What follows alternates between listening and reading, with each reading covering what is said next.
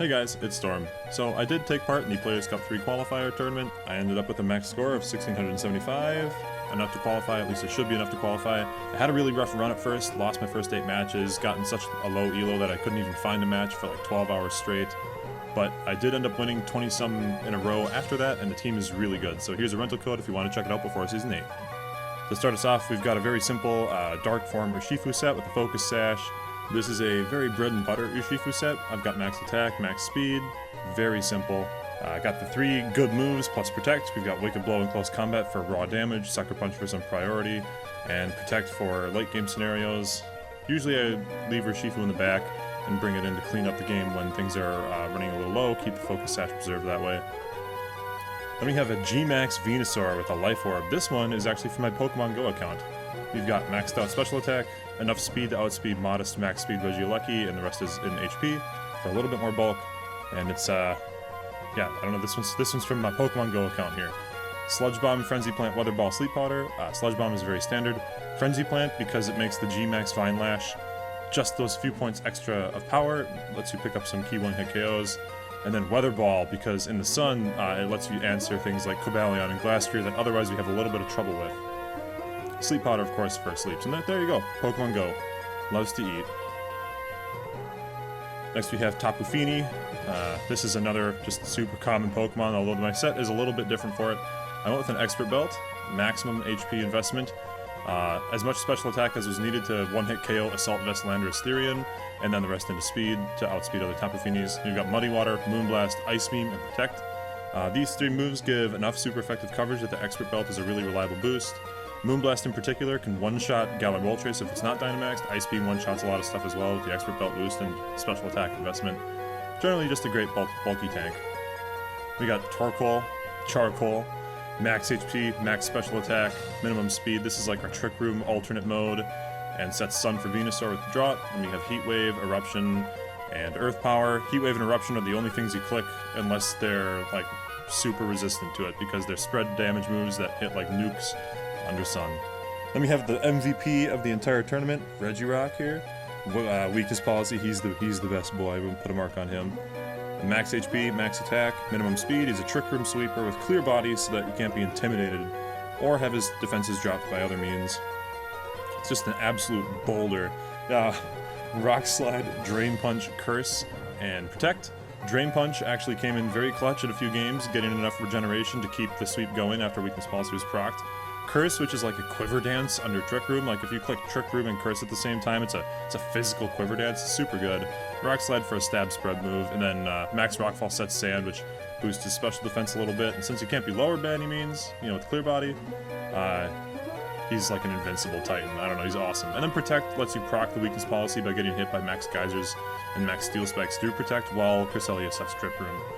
Speaking of, we got Cresselia over here with Mental Herb to shake off taunts, because it really is a pure support Pokemon with just maxed out HP and a split on defense and special defense. Gave it enough defense to take some like max Hailstorm from a Life Orb Glastrier or something. Doesn't really matter, as long as you go all into defense and max HP, you're good. Then we have Ice Beam, Helping Hand, Trick Room, and Ally Switch. Ice Beam is nice because it just gets quad damage against things like Garchomp, Dragonite, and Landorus Therian, which was kind of a problem for this team otherwise. Helping Hand, which is what you always click if they have a Fake Out user, because 9 times out of 10 they're going to Fake Out your Cresselia, and Helping Hand supersedes that. You got Trick Room to set up for the sweeps for Torkoal and Regirock, and Ally Switch, which is just an awful move that I hate playing against, but I wanted some redirection on the team. I couldn't find anywhere to fit it, and Cresselia learns it. Ally switching around max space to Torkoal and Regirock is pretty good.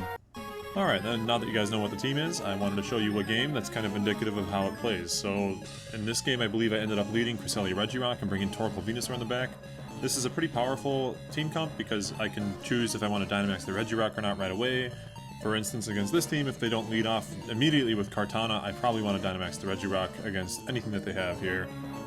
Having the Torkoal in the back is a great option for this team as well, because if the Regirock and Cresselia lead doesn't quite work out, or you don't want to Dynamax for one reason or another, you can bring in the Torkoal, start hitting spread, Helping Hand, Charcoal boosted, Sun boosted eruptions, and then when Trick Room does end, you can bring in Venusaur and G-Max that. So this is kind of what I would call the default mode. You lead straight off with the safe Trick Room and Regirock option, and then you follow up with Torkoal Venusaur. So throughout this battle, I'm going to be fast forwarding and skipping animations or communication times just to get things done a little faster. Immediately, the opponent has led Regirock and Incineroar, which is fine for me because in the face of Fake Out, I have Helping Hand to get some utility out of my Cresselia, and Intimidate doesn't affect Regirock because of Clear Body. So that comes through right away.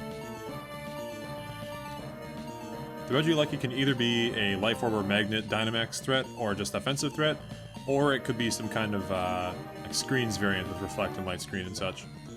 So I'm thinking that Trick Room is not particularly safe here. Probably want to go with Helping Hand to dodge the Fake Out. Meanwhile, I'm actually running a calc to see what kind of damage I'll do into this Regirock, assuming it Dynamaxes, or damage that I'll do to it assuming it uses Reflect. I found out that a Helping Hand max Rockfall is a very good chance to kill even max HP Regirock, even through Reflect. So I figured that the best play is to go for the Dynamax Rockfall into Regirock and Helping Hand it. The Helping Hand should get around Fake Out that I know is probably coming. The Rockfall will kill Regirock even if it uses Reflect, and then I get Sandstorm up for the special defense boost on Regirock. Then I can just go for the Trick Room next turn, and even if his Incineroar has Taunt, it'll still happen because of the Mental Herb.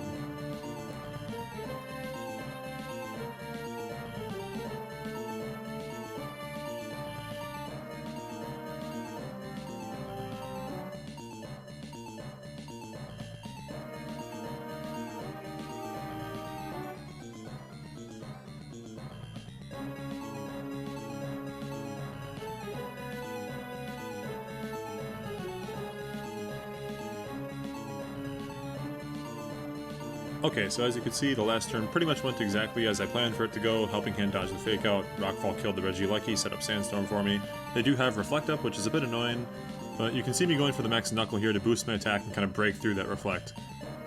And the Trick Room is safe because Tapu Fini could have Taunt, I guess they could have double Taunt, but in this case, there's no way for them to stop Trick Room from going up once the Tapu Fini is committed to Calm Mind. So I will get a free Max Knuckle Blast off, and I'll get to set up Trick Room.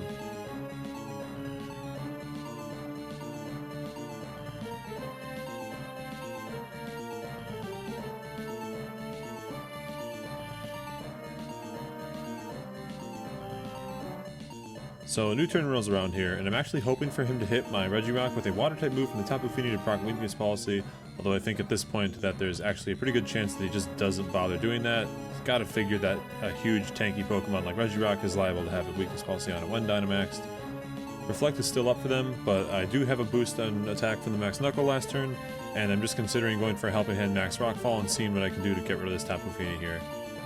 Cresselia really has nothing better to do right now. You could Ice Beam, but both enemy Pokemon resist it and you don't have any offensive investment.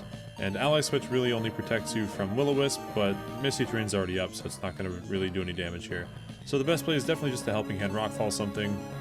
I go for Max Rockfall here rather than going for Max Knuckle, because even though I could have gotten greedy and gone for a second boost, I didn't want to switch out into something that resisted Knuckle, miss out on the KO, so I just figured I better go for the most damage I can possibly do.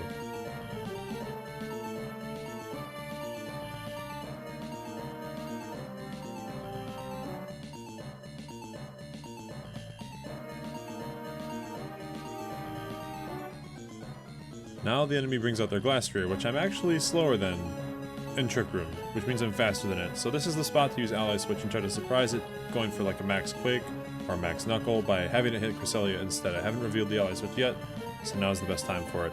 Then I just go for the Rock Slide to get as much damage out as possible onto Tapu Fini.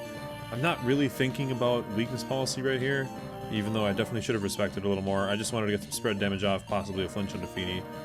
The best play was probably to go for Curse, but we'll see what ends up happening here.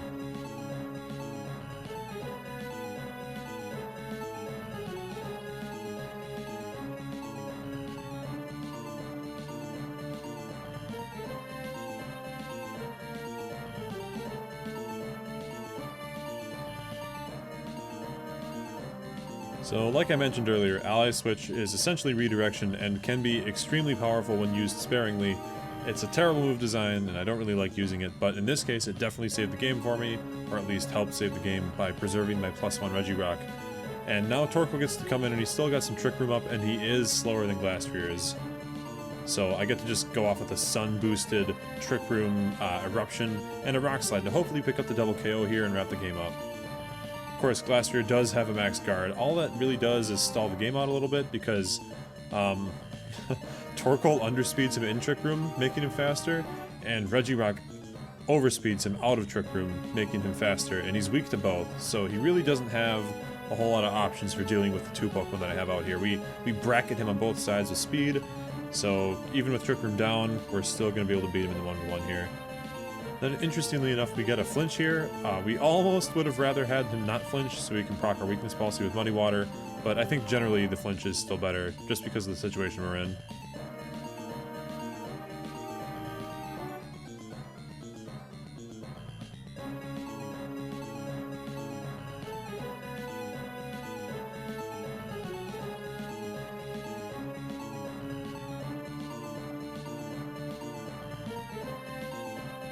And at this point the game is pretty much wrapped up for me. I just have to hit enough chip damage in with Regirock and with Torkoal that my Venusaur can clean up a Sludge Bomb from the back.